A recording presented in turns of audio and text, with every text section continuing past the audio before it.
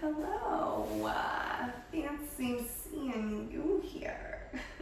Welcome back to my channel. If you don't know me, my name is Sher and I have been a stripper for officially 2 years. I can officially say it. Did you hear that pop? Yes. I just celebrated my 2-year stripper anniversary, my 2-year birthday. Hold one moment. My neighbors are like low-key having a little block party. So today we are going to be talking about how I stay inspired as a pole dancer and also as a stripper. And I want to emphasize that because not all pole dancers are strippers, but all pole dancers are originated from the strip club. I also have this new pair of heels that we're gonna finish lacing up together. I already started one and then I figured why not just do that with you guys. I kind of lost my voice a little bit. I got some sort of like head cold and I definitely felt like a bit run down, like my immune system. Definitely since I've been doing my ankle rehab, and I just realized I have like a giant cat fuzzy on my sock. But ever since I've been doing my ankle rehab, I definitely like came out of the gate like really hot as far as like working. And while it's been great to be back and like feels amazing, also I think my immune system got a little bit fried for a minute, to be honest. So I'm really grateful because this week I had like 4 days off in a row. Today will be, Monday, Tuesday, Wednesday, Thursday, Friday, the 5th day off.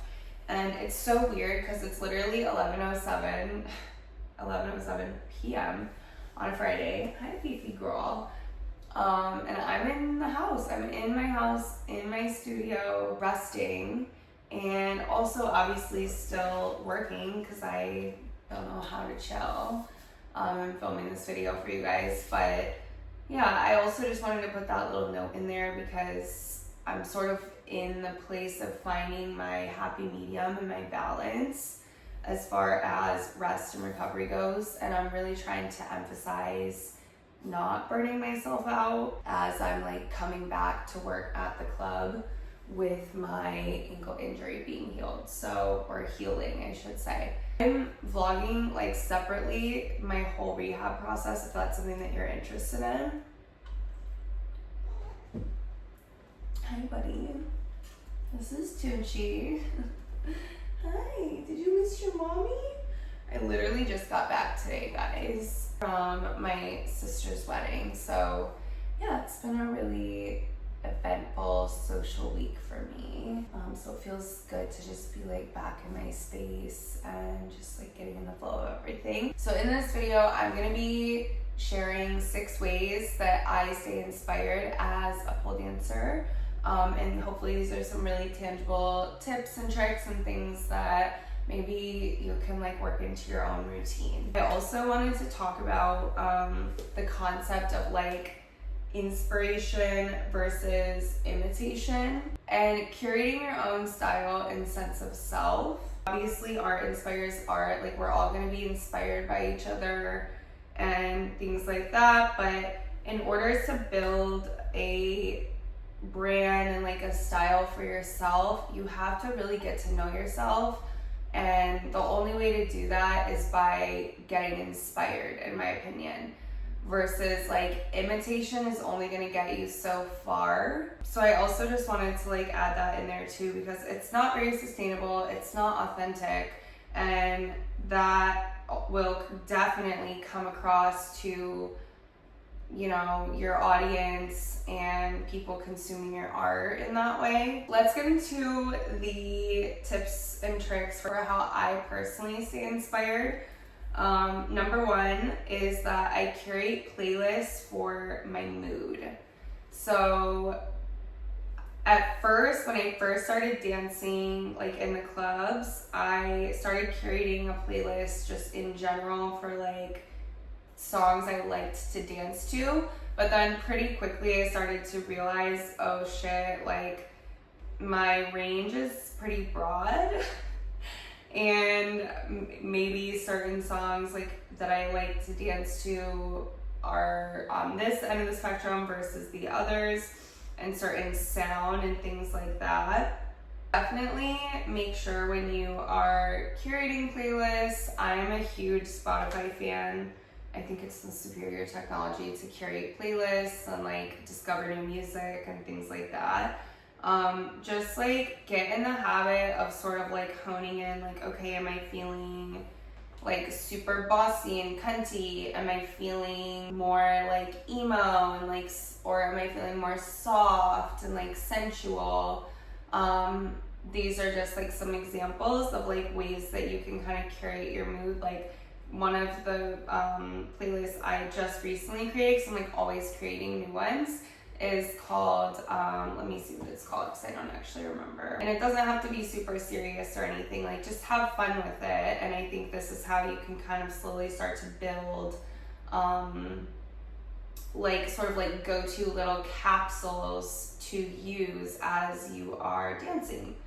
So let's see, for example, one of my recent playlists that I made is called Upping Aura Points, Bitch.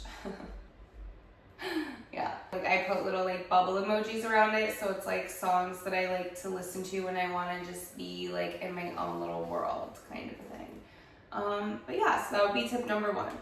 Number 2, listen to songs on loop. Depends on like where you're at in your dance journey, if this is gonna sound insane or not to you.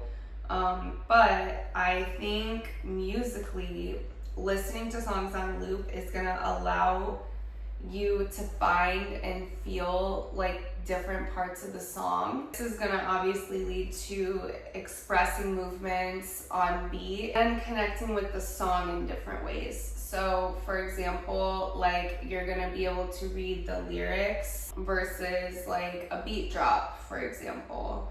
And it sort of will allow for a little bit more precision and like punctuation in your movement. And that really can only be done by listening to a song on loop, like truly like a crazy person.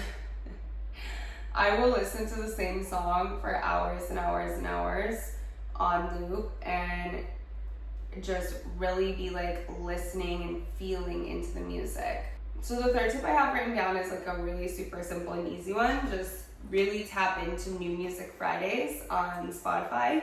And New Music Fridays, they will basically just feature new music from artists that you already know and love, and also new people that maybe sort of fit the genre of or theme of sound that you've been liking. I try to tap in on Fridays and like give a few new songs a listen, even if I'm really feeling like, for example, like lately, like literally ever since Lotto dropped her new album, I've been listening to it probably at least 2 or 3 times a day, but I'll definitely make an effort to listen to something new, you know what I mean? I'll like outside of my regular playlist.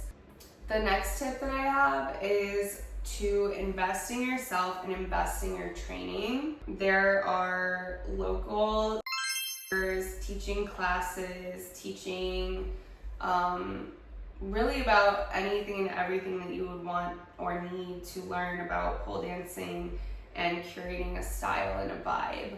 I think it's really easy to look at somebody and think, oh wow, like, you know, be really drawn to them and not know like why per se, but a lot of times I feel like the baddies that like shine the brightest is because they spend a lot of time in their own energy and they spend time investing in their own self. What that does is it also allows you to learn more about yourself, which is going to create a stronger identity for you. There's also tons of like online resources if you don't live in like a major city or near anyone that you know of, any studios or anything. Like a really easy way is to just Google studios, and then you can pretty much catch a vibe of like who owns it, how it's ran, like just from online. So definitely do your own research.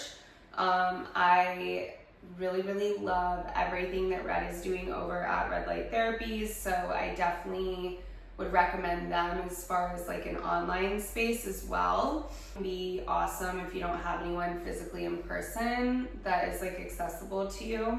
And I'll link that below as well. But get out there and take classes. Your local pole community is full of amazing artists who have poured literally years into their craft. And I think we forget that sometimes, like, especially with social media too. So I am a really big advocate of like connecting locally with your community. These artists are so incredible and they've literally been paving the way. And I also like wrote down here just like a separate note that I really am a firm believer in paying your dues.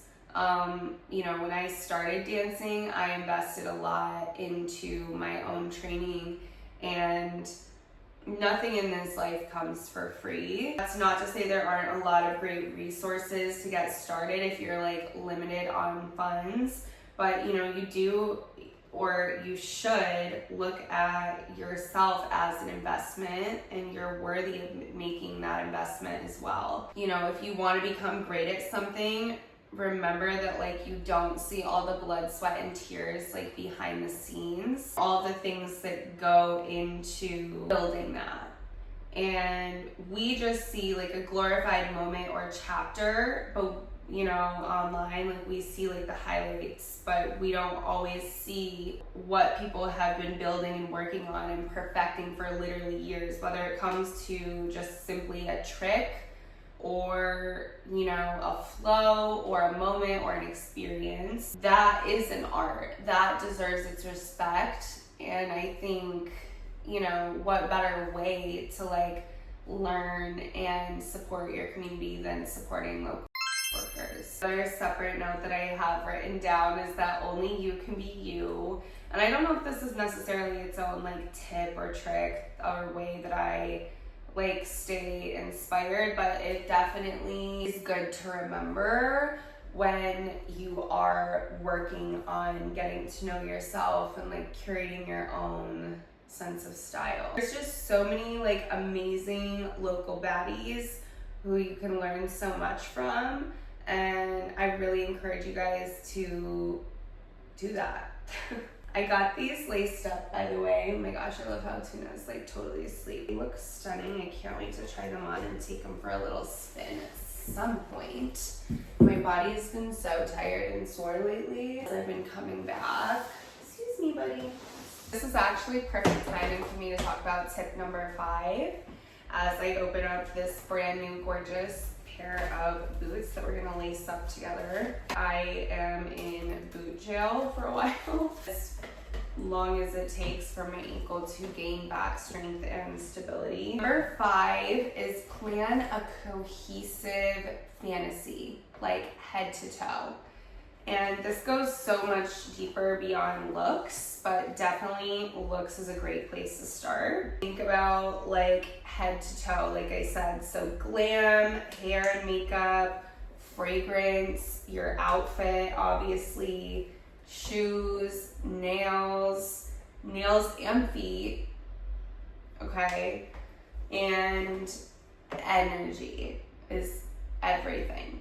So even if you can't, things are tight and you're working on a budget, I don't want you to be discouraged, right? Like it's not about having the most extensive wardrobe or anything like that. It really is, in my mind, about a cohesive fantasy and working with what you got. It doesn't have to cost a lot, but you definitely want to put a lot of like thought and effort and intention into the way that you're presenting yourself. I'll be the first to tell you, looks aren't everything, but in this industry, it is a very aesthetics first world. And you know, especially if you want to connect with and attract like some whales, some higher paying clients, higher quality clients, you definitely want to make sure you're putting that effort in. When, just like you would if you're going out, like you want to make sure that your look and your vibe is like cohesive. Some nights I might be feeling a little bit more dominant and spicy and direct, so I might let my outfit reflect that. As far as like nails go, I tend to keep mine like quite neutral, so that way they can kind of like match in with whatever my vibe happens to be. I'm drawn to a lot of the same colors, so naturally as I've been like building my wardrobe, I definitely can mix and match and like play with that vibe.